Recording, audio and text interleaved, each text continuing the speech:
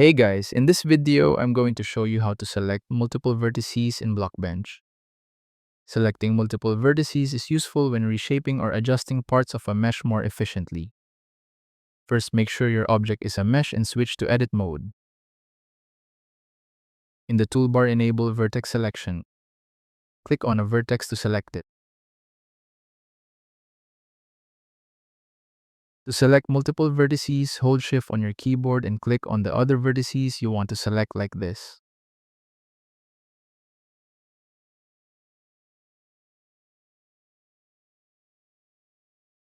You can also hold Ctrl, then click and drag in the viewport to select multiple vertices at once.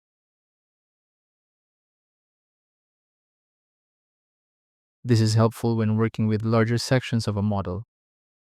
Once multiple vertices are selected, you can move, scale, or rotate them together to reshape the mesh.